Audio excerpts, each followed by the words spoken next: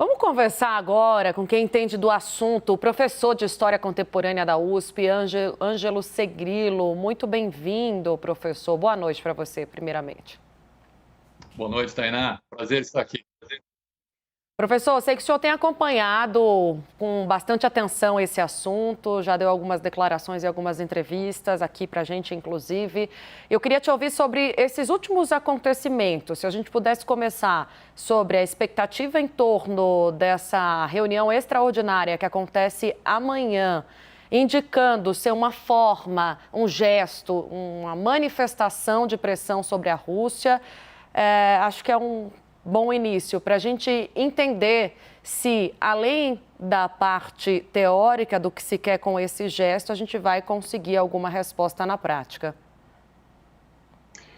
É um bom sinal, porque a Rússia, originalmente, estava exigindo para que houvesse conversações com a Ucrânia, ela baixasse as armas, né, acabasse a resistência, senão não haveria negociações. Então, é bom sinal de que a Rússia esteja aceitando negociações sem pré-condições.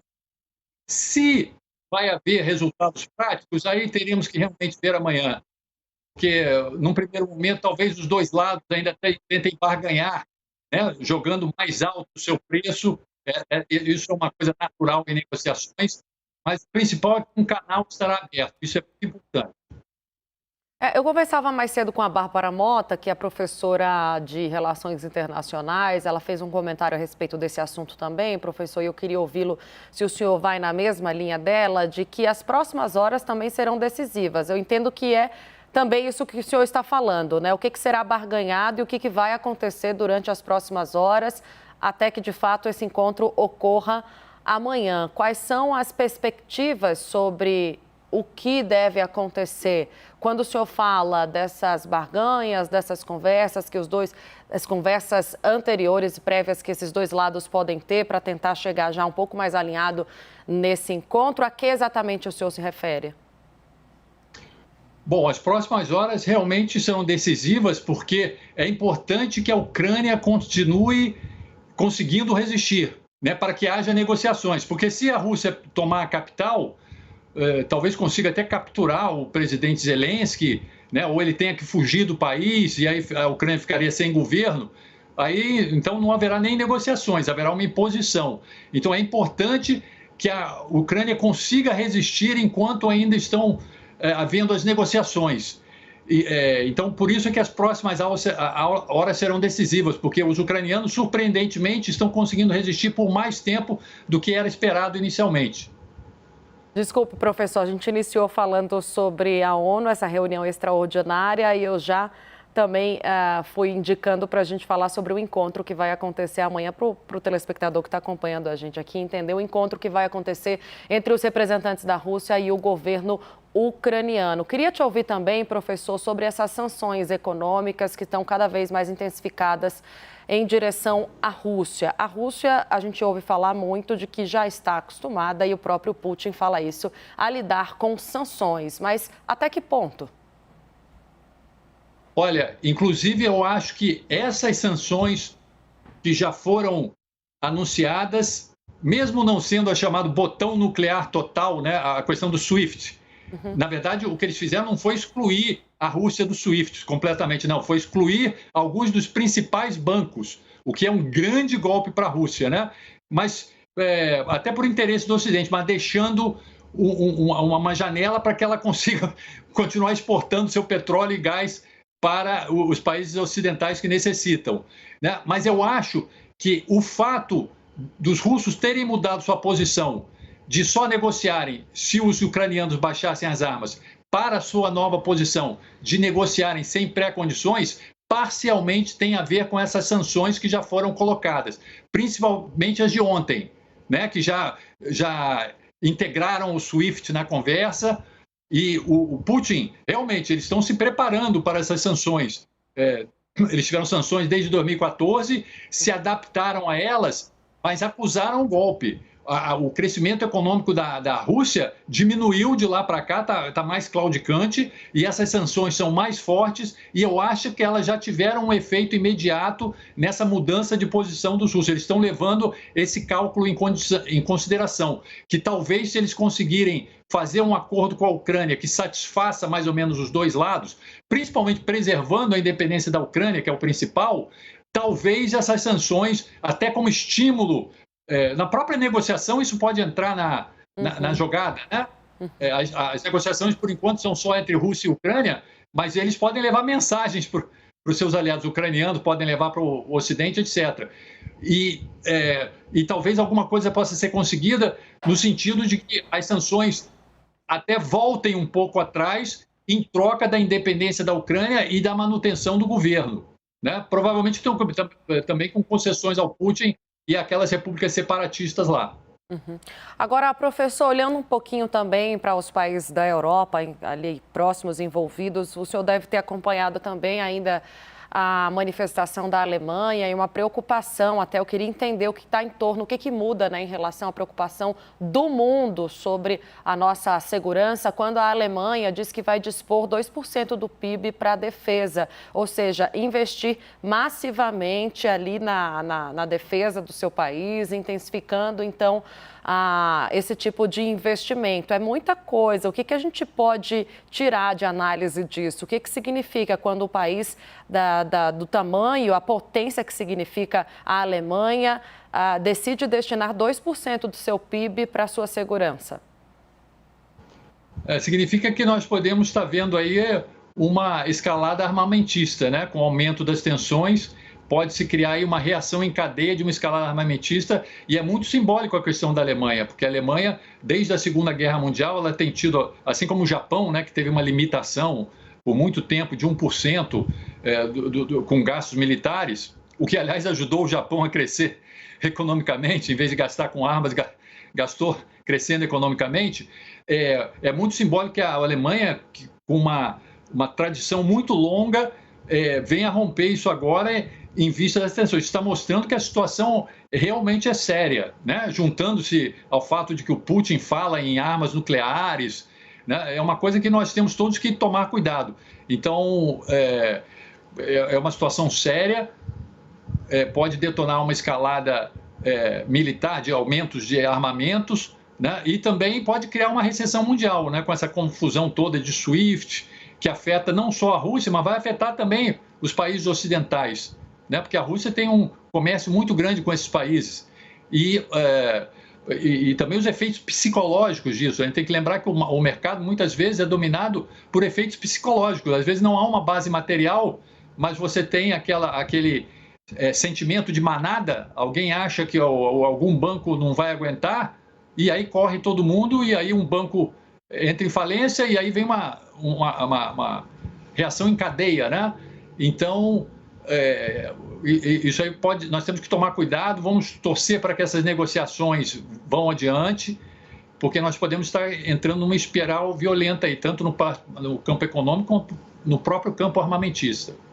Agora, trazendo um pouquinho a discussão para o Brasil, professor, o senhor também estava acompanhando a nossa programação, deve ter visto a manifestação mais recente do presidente Bolsonaro sobre a guerra na Ucrânia. Não quis entrar em detalhes, mas disse que conversou longamente com o presidente Putin pelo telefone e sim tratou desse assunto. Ainda assim, não há uma manifestação do presidente Bolsonaro condenando a guerra na Ucrânia. Ao que parece, ele deixa com a diplomacia, para que esse assunto seja resolvido pela diplomacia. Hoje a gente viu o embaixador do Brasil na ONU fazendo uma defesa enfática da busca por uma solução que passe pelo diálogo e que chegue até a paz. E ali também ressaltando a importância da ação do Conselho de Segurança em torno desse assunto. Agora, é importante até qual o peso da importância da palavra do presidente Bolsonaro nesse momento, tendo esse paralelo de que a diplomacia está fazendo o seu papel, a gente tem um embaixador ali condenando esses tipos de ações violentas. Tendo em vista o contexto, né, de que política externa não é o forte do presidente Bolsonaro, e como ele é dado a rompantes personalistas, até na própria linguagem, né? na política interna, talvez seja melhor a situação atual. Ele, mais ou menos, usando o popular, né, ficando meio de boca calada e deixando para o corpo diplomático tratar dessa questão. Eu acho que, no momento atual, é o melhor que o Brasil pode conseguir. Porque o Bolsonaro é dado a rompantes personalistas, até na própria linguagem, e a gente sabe que em política externa a linguagem é muito importante.